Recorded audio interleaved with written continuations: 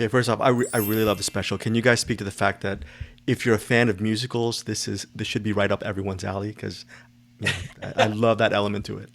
Oh, thank you, Greg. Yes, I mean, at its core, it is a musical, which is something I have always loved, but it's also just such a great variety show. It's kind of like the old Carol Burnett show with a lot more blood and guts and gore. Um, Something for everybody. And we get to take all these fun things and kind of cover them in glitter and turn them on their head. What's not to love? I know. Speaking of what's not to love, I just in general, where do both of you get your courage to just go out there and be artists and diverse artists? Because I think from my perspective, it takes a lot of guts just to put yourself out there. Was that something that courage you both had as children, or did you guys grow into it? I mean, it's so inspiring. Well, for me, doing drag was very helpful in helping me discover different parts of me who I suppressed growing up because society told me not to. My mother told me not to. My father told me not to.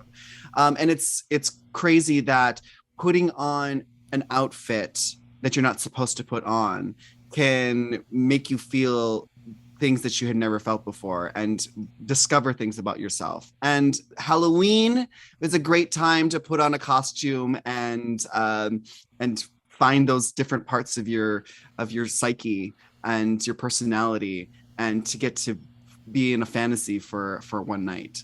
Yeah. Manila said it before, and I absolutely agree with it. Like, Halloween is kind of the safe space for all the new baby drag queens. That's where Mm-hmm. most drag queens are born every year, because if you can dress up like a werewolf or a mummy or a ghost, you can put on a wig and heels and try out that persona for a little bit and see how it feels and see how it fits. And my story is very much the same as Manila's growing up. It's, I was told, don't speak out, don't embarrass me, don't dress like that, don't talk like that, don't do anything that's going to bring shame on the family. So I didn't speak for a very long time until I started putting on the wigs and the heels and the lipstick. And there was this power that came along with it, because it felt like the ultimate act of rebellion, which ultimately led me to discover who I was. And that's why I will always love and appreciate anybody who does drag. And now, presently, you're collaborating with Bette Midler and you're on tour. Is it still something you get excited about, or because you're a veteran and you're so experienced, it's something you take in stride? You know? I no, I get excited about it. I always said the moment that I stop getting nervous, the moment that I start getting bored, I'm going to hang up the heels and the earrings and I'm not going to do it anymore, because that's not fair to me. It's not fair to the people who enjoy what I do. That if I'm just kind of going through the paces, they're going to be able to tell that. People can smell bullshit from a mile away. So as long as I keep having a good time, I think everybody who enjoys what I do will keep having a good time.